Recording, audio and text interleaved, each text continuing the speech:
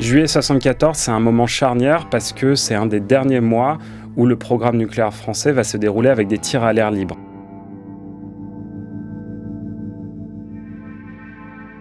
Et il y a une grosse tension en termes de temps, il y a beaucoup d'essais à faire, grosse tension pour le commissariat à l'énergie atomique et pour l'armée, et il y a beaucoup d'enjeux à ce moment-là dans le programme nucléaire français.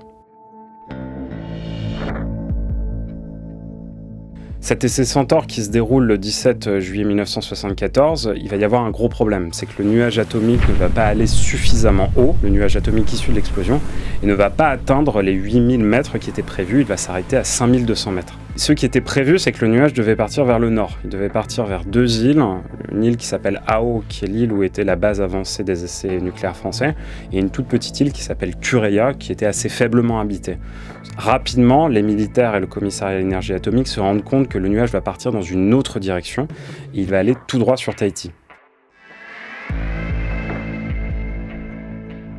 Grâce à l'exploitation d'une archive de documents déclassifiés qui a été déclassifiée en 2013, on a récupéré toutes les données sources issues de ce nuage, donc toutes les mesures qui ont été faites à l'époque, qu'on a croisées avec des données météorologiques. Et on a pu s'apercevoir qu'à cette altitude, avec ces conditions de vent et aussi de quoi était formée cette explosion, c'est-à-dire qu'est-ce qu'étaient ces particules, qu'on a pu remodéliser le nuage. Et on a pu voir en fait que finalement ce nuage allait quasiment en ligne droite sur Tahiti, qu'il touchait 42 heures après l'explosion.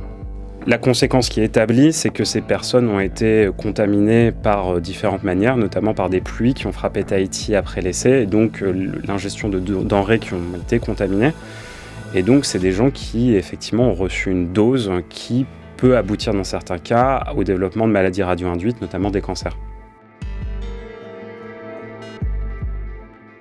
Ces révélations ont comme conséquence que c'est, je pense, la première fois que cet accident clé de la campagne d'essais nucléaires en Polynésie est si finement raconté. C'est-à-dire qu'on connaît la trajectoire du nuage quasiment heure par heure, quelle île il a touché, avec quelle contamination.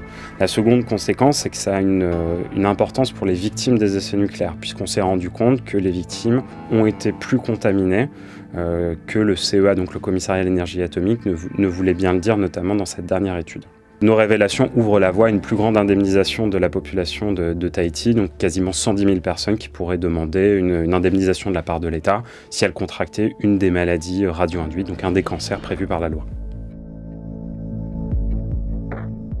L'armée, du moins pour cette campagne-là, avait prévu d'observer le trajet du nuage à échelle de plusieurs jours. C'est quelque chose que disent les militaires dans un rapport de 1974 qui résume en fait toute cette campagne.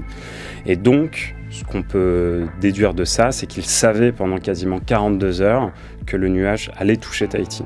Et ils n'ont rien fait pour évacuer, rien fait pour mettre les populations civiles à l'abri. Et d'ailleurs, il n'y a même pas eu d'évocation de cet essai dans la presse de l'époque, puisqu'on a regardé toutes les archives de la dépêche de Tahiti, n'est pas fait mention de l'essai. Donc c'est un essai qui était secret pour la population et dont les conséquences sont assez largement méconnues.